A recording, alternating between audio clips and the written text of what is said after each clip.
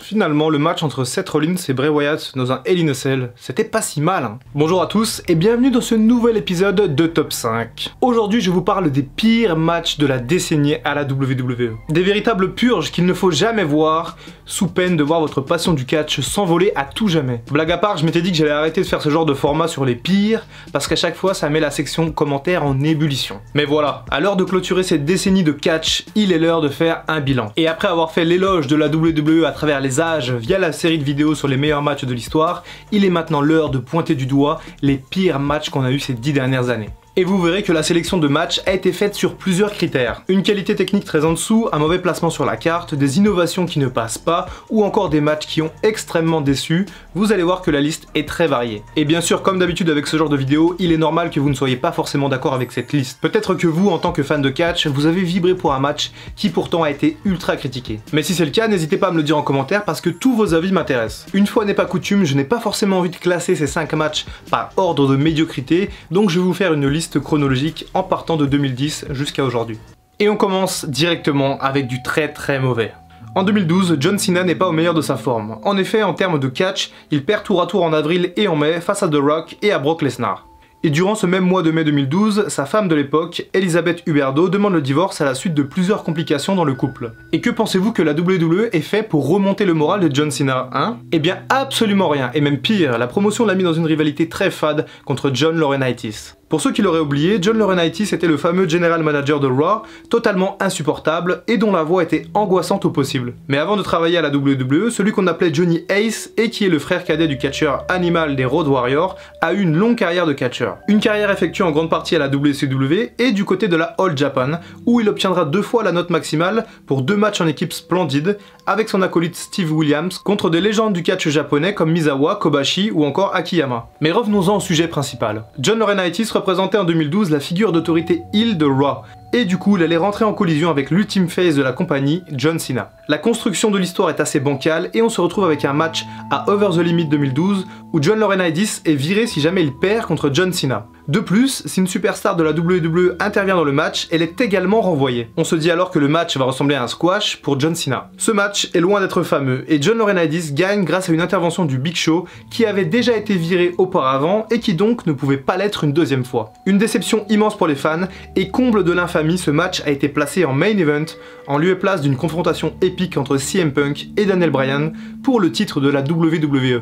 Cette rivalité a été terrible pour les deux personnages et notamment pour John Cena. Le personnage de Laurinaitis est devenu trop exagéré pour être pris au sérieux et il est passé d'une figure d'autorité convaincante à un personnage totalement ridicule. L'objectif de ce match était clairement de générer de la hit facile pour Laurinaitis, mais la WWE s'y est mal pris. La rivalité a été construite pour divertir les enfants et non pas pour nous montrer une véritable guerre d'intérêts entre deux hommes forts.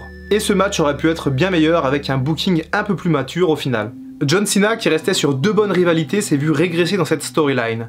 En effet, ses promos contre The Rock étaient bien meilleures, certaines flirtaient même entre la fiction et la réalité, et le public appréciait ce contenu.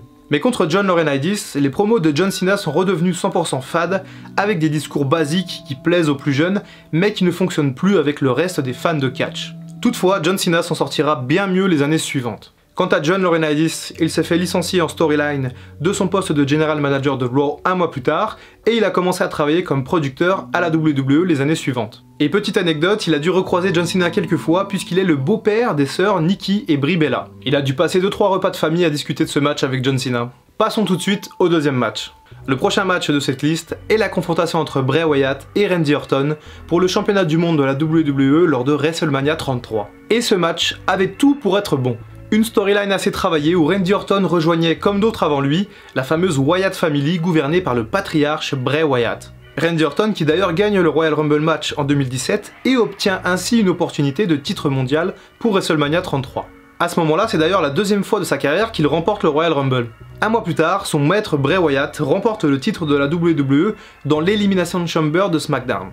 Et à la suite de cette victoire, Randy Orton annonce qu'il renonce à son match de championnat à WrestleMania 33 car il ne veut pas affronter son maître. La semaine suivante, Orton trahit le mangeur de monde et lui explique qu'il n'a fait tout ça que pour mieux le détruire à WrestleMania 33. Randy Orton effectue alors un surprenant face turn. La rivalité se poursuit et Luke Harper gravite autour des deux stars et la foule s'attend alors à un triple threat match féroce entre les 3 membres de la famille. Mais finalement, l'idée d'inclure Harper est annulée et on reste avec Orton contre Wyatt. Luke Harper n'apparaissant même pas sur la carte de WrestleMania 33. Les fans craignaient à l'époque une action sur le ring assez lente et ennuyeuse, et malheureusement c'est exactement ce que ce match a proposé. Randy Orton est une légende et c'est un excellent catcheur, mais il est clair que son rythme de catch, très lent et méthodique, engendre des matchs qui ne sont pas toujours très fameux. Et le problème, c'est qu'en face, Bray Wyatt n'est pas non plus connu pour être un technicien hors pair. À WrestleMania 33, on se retrouve finalement avec 2 superstars très charismatiques, mais avec un match lent et ennuyeux. Le booking de ce match est catastrophique, et notamment parce que la WWE décide de mettre une innovation dans ce match,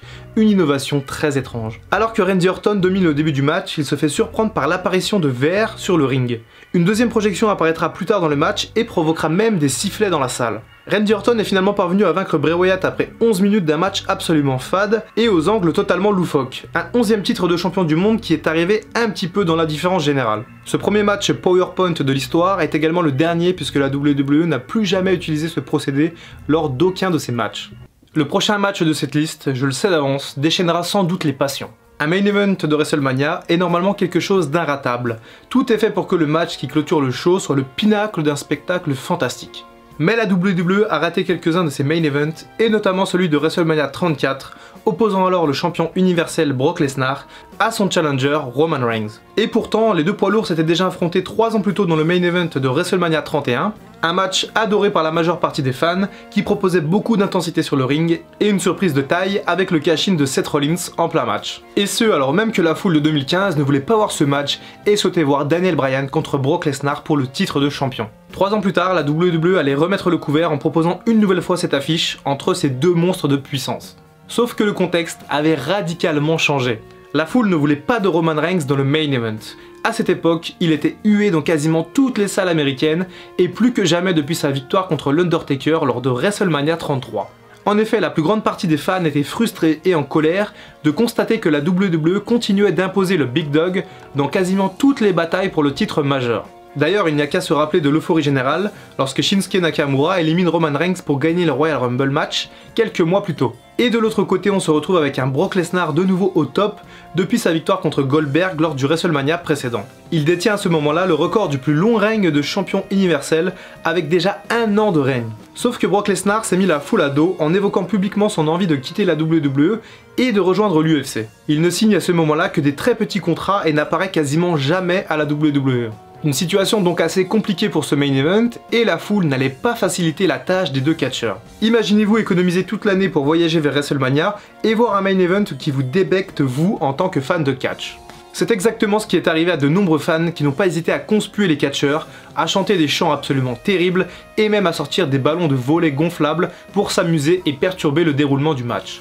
Un grand n'importe quoi qui ira même jusqu'à irriter Brock Lesnar, qui enverra à la foule son plus beau doigt d'honneur. Et sur le ring, le match n'a rien à voir avec celui de 2015. Très en dessous sur le plan technique, le match s'est résumé à une abondance de finishers des deux côtés, avec un Roman Reigns toujours plus puissant, qui se relève de 5 F5, là où le commun des mortels garde les épaules clouées au plancher, après le premier.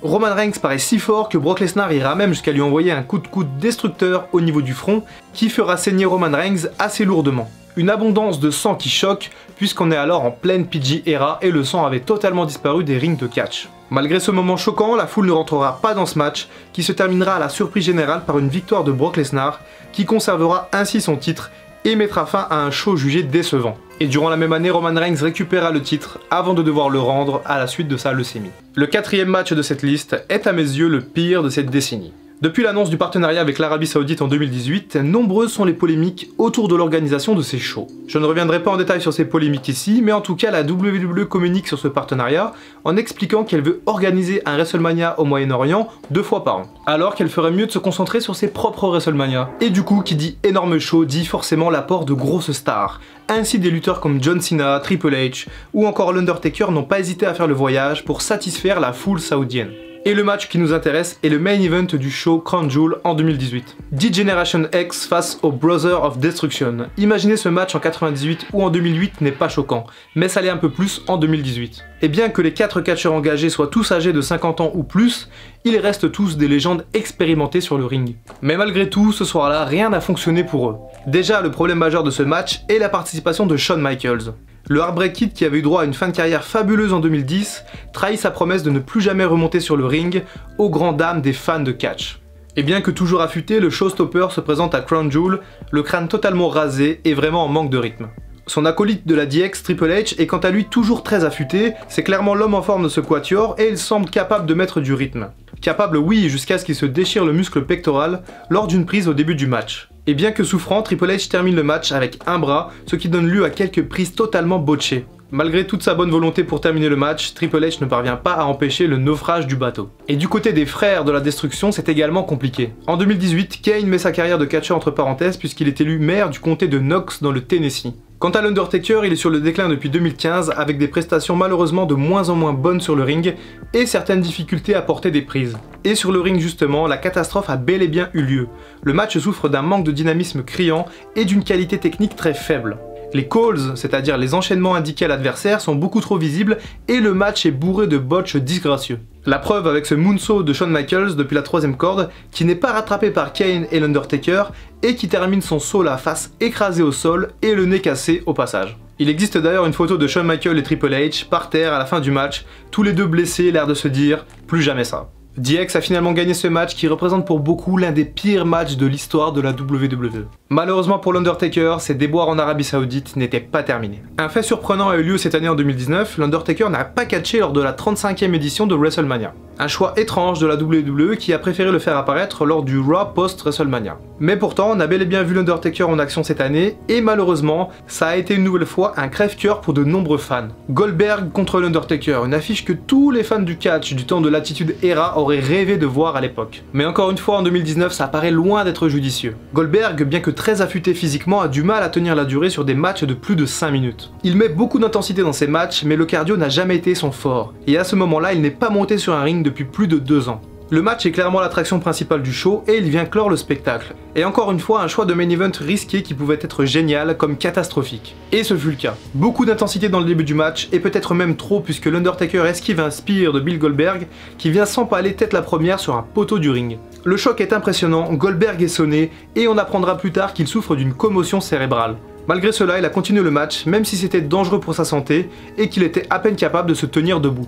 L'Undertaker revenait également dans le ring après 8 mois d'absence et semblait épuisé. La chaleur et l'humidité du stade n'ont pas aidé non plus. Il n'était pas au mieux sur le plan physique et peinait à enchaîner les séquences. L'image marquante de ce match, c'est de voir 2 hommes, 2 légendes qui n'arrivent pas à catcher correctement devant la foule. Goldberg n'a en effet pas pu porter son jackhammer et l'Undertaker quant à lui n'a pas pu réaliser son tombstone.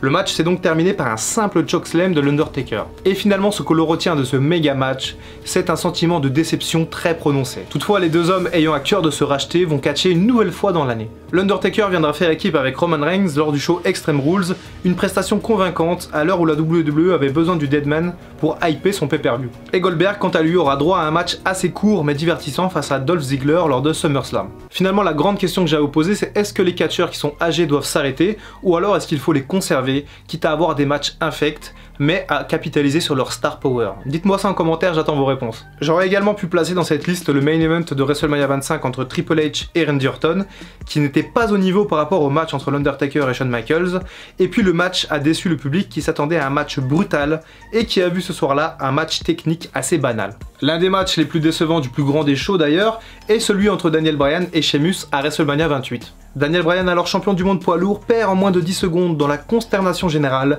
face à son challenger Sheamus, vainqueur du Royal Rumble.